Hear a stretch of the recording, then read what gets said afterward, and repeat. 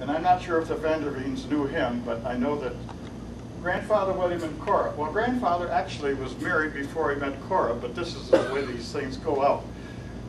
Grandpa was 22, and there's not many girls around, so he just had to take whatever it could be. So he married a girl from Forest Hill. Her name was Creech. He was 22, she was 15. It's just, this is the way it was. Well, Ina Creech was her name. She died in childbirth, and so he had to get a babysitter. So what does Grandpa Vanderbeek do? He looked at that babysitter. She wasn't too bad, so he married Cora Shaw from Seville Township. I think that's good. Well, I want to tell you, because my dad did the same thing when my mother got killed. He married the babysitter. In any case, what it amounted to in my grandfather, I wanted to mention something to you now about the Indian story of this whole story. I'm bringing out something that's extremely important to me that I was able to research. In 1865, all the Vanderbeeks now have moved down to, as I mentioned, down into Section 15. And the Indians were still living on the farm. There was a tribe there. The tribe of Indians were on the farm. And so why they were there, we had plenty of wood, so we didn't bother them and they didn't bother us to speak of. But what it amounted to is in 1865, my grandfather got born in 1866, and he played with the Indian children until, let me read this to you. By the treaty succeeded by the Michigan lands of the United States agreed to set aside a public lands of 6 townships in Isabel County if the Indians would leave Saginaw, Gratiot, and Clinton and move up to Isabel County. It's right here. Approximately 98,000 acres was given to the Indians if the federal government could have this land that they were making a deal for, that they were going to sell for 50 cents an acre. Well, the Indians went up there, and in just a short period of time, from an old timer, he said they began to give it away for a bottle of whiskey, and they only ended up with just about 700 acres when it was all over. This ranged from Beale City to Remus, back to Mount Pleasant. That was the townships and the amount of acres. And this was something that I was able to find out when my grandmother told me about your grandfather played with the Indian children. I thought that was special. That was real special to know something like that.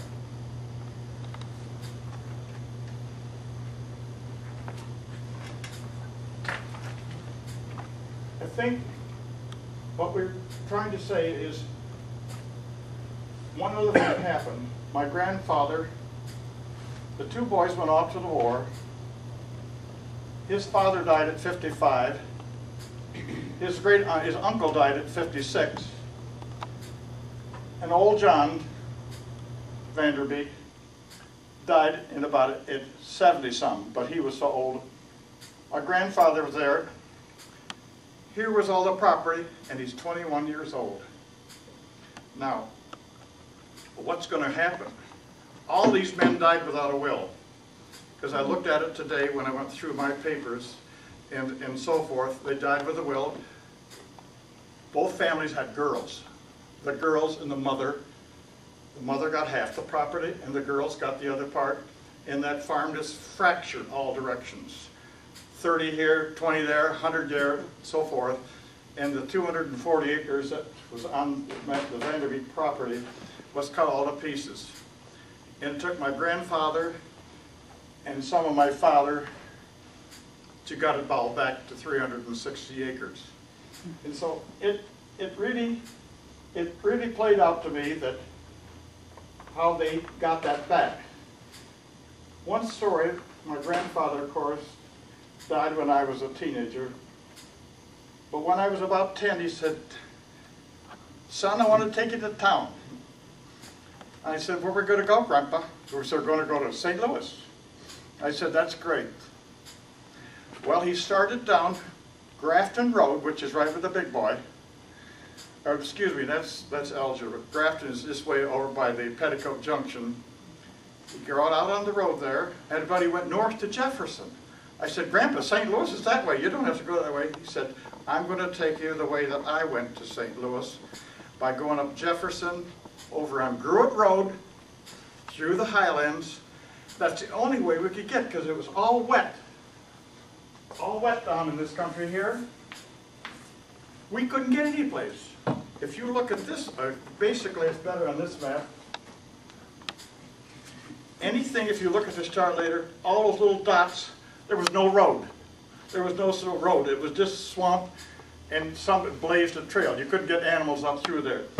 So he went up Jefferson, cut over on Gruett here, as I just showed you, down and took Madison into town.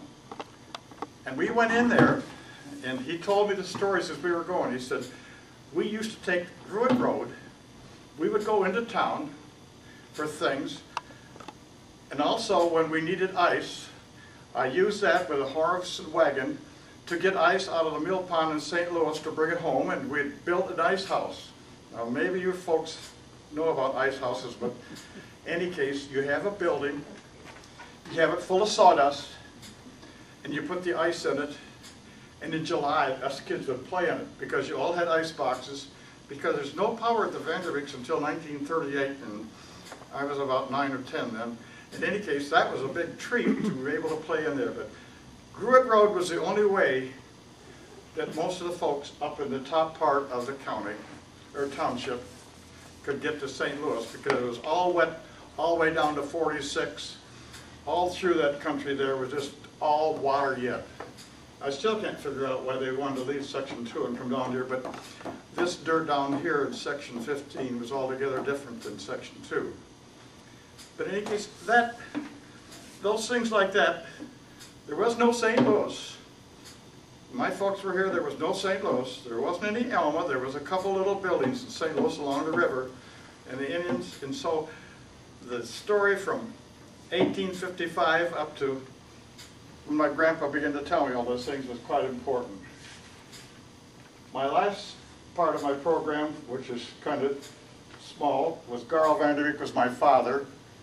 And my father was a great, great farmer, and he had worked with my grandfather and so forth, raising outstanding crops, plenty of good cattle. The Vanderveens fathers, the Vanderveen worked on the farm, so they know something about this too. And horses a big deal. When I was a little boy, we didn't have any tractors yet. We still hadn't had tractors until I don't know when it was. Apparently it was somewhere around 1940 or 38 something. But we had good horses. My father was big on horses. He had the pulling championship for the state of Michigan for 2 years in a row. And that was a big deal. But back then horses was a big deal, and to have a pulling contest. But they soon began to raise them bigger, so his little Perchins didn't win anymore. To finally complete the story, this is kind of a review. John and Martha came to the Netherlands, from the Netherlands to New Jersey. John Jr.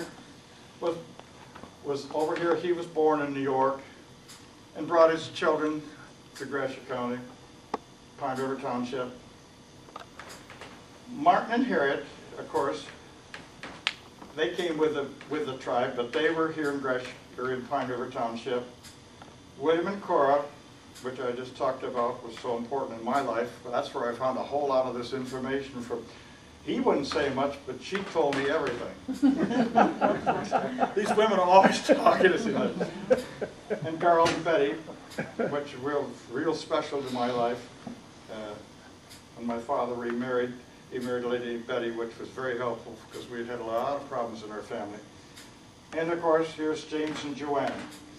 That's the 6 generations from the Netherlands, and I thank you very much for having come to this.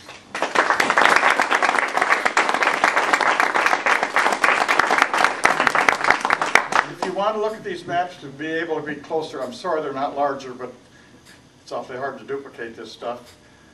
Or if you want to try a question, I'll see if I can answer it all. Anybody want a question? I guess I was too thorough in my... Excellent job, Jim.